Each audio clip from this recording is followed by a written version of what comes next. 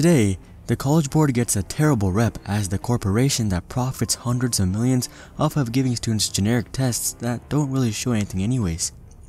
And of course, their poor handling of the online testing process this past year with AP exams has just made the situation even worse. But the College Board actually has quite humble beginnings with noble ambitions. So what went wrong with the College Board?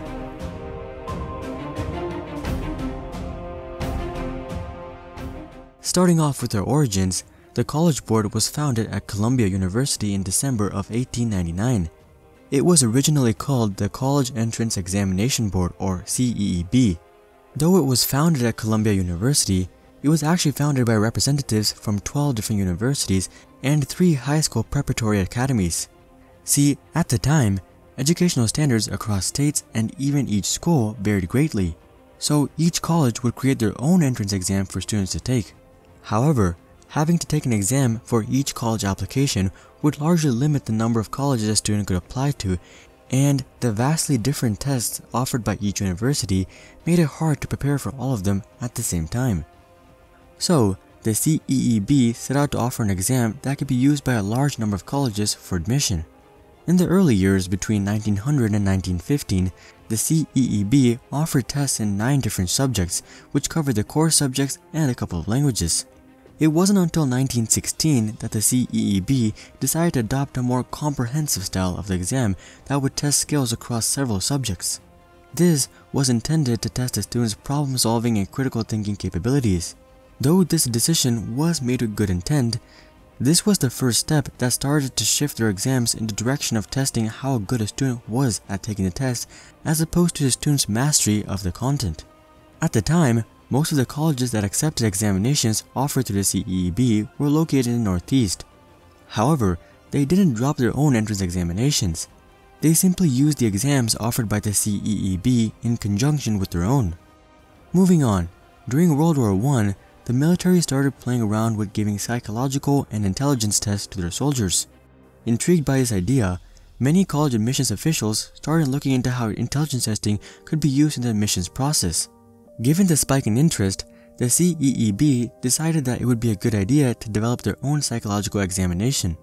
To accomplish this, they called in Carl Campbell, who was a psychologist involved in creating the military tests, to help them create a psychological examination. And the result of this would be the Scholastic Aptitude Test, or the good old SAT. It had a linguistic section and a mathematical section, and over the years, a writing section has seen some light here and there. Though the test wouldn't see large-scale adoption for a few more decades, the test itself would overall be the same starting here. The CEEB wouldn't gain full credibility amongst educational institutions until World War II.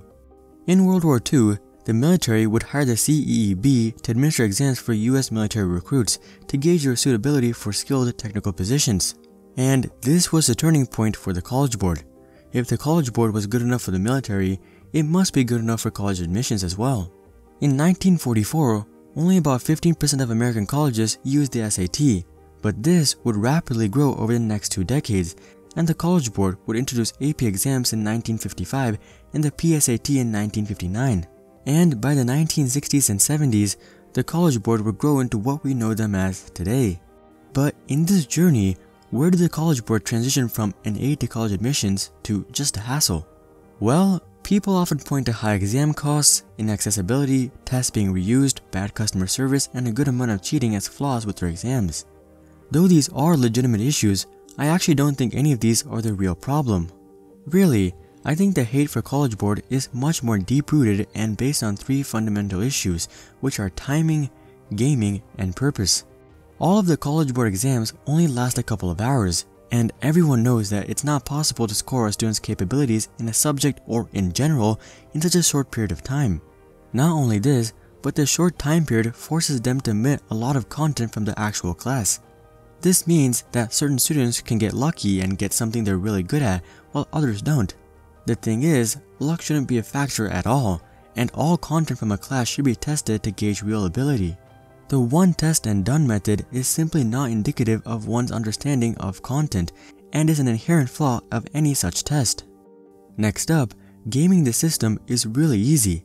Now, I'm not talking about cheating, which is clearly also a problem, but you can easily game the system without breaking any rules. All the questions they ask are based on a formula, and it's not that hard to figure out what they're looking for. Of course, this is easier for some and harder for others, but in general, it is very possible to just figure out their rudimentary tricks and to get questions right without actually having the skills to correctly answer the question. For instance, let's say CollegeBoard was asking about the main idea of this video. This is probably how they structure the answer choices. Of course, they'll have two answer choices that are clearly wrong. One of the answer choices will have something to do with the title, and the last choice will be the right answer. The goal of answer choice C is to trick someone who didn't read the full article or just read the title. But the thing is, a seasoned CollegeBoard student would know to just not pick the answer that has to do with the title. They wouldn't need to comprehend the article or use problem-solving skills. They just needed to understand how the questions are structured by the CollegeBoard to get the question right. Finally, and most importantly, the purpose of the CollegeBoard itself is futile. The idea of a common test that can be used to apply to many colleges and or get college credit is appealing, but colleges around the world are completely different and vary greatly in terms of their teaching styles and material. As a result, the problem the CollegeBoard is trying to solve is not even a problem. It's how true learning should work. Sure, it's annoying to take a test for each college, but this would make sure people applying to each college are actually the right fit for the college. Plus, this would prevent people from just applying to every single college under the sun to see which ones stick, as this just wastes the time and money of both parties involved. And these fundamental issues are what I think people are actually frustrated with. With more people than ever taking their tests and the relatively new large-scale access to social media, these fundamental frustrations simply come to light whenever the CollegeBoard pushes back a registration date or doesn't accommodate for a demographic. But it wasn't really a sudden shift on CollegeBoard's side that turned the public against them. Rather, it's frustration with the system itself that is surfacing more and more. Luckily though, with the colleges putting a significantly smaller emphasis on these tests and companies putting a smaller emphasis on college itself, it's likely that the CollegeBoard will get left behind in the next few decades if they don't make some radical changes to their system. But I don't think you guys would be too sad anyways. Drop a like if you agree and consider subscribing to see more questions logically answered. But until then, I'm Hari and I'll see you guys on the next one.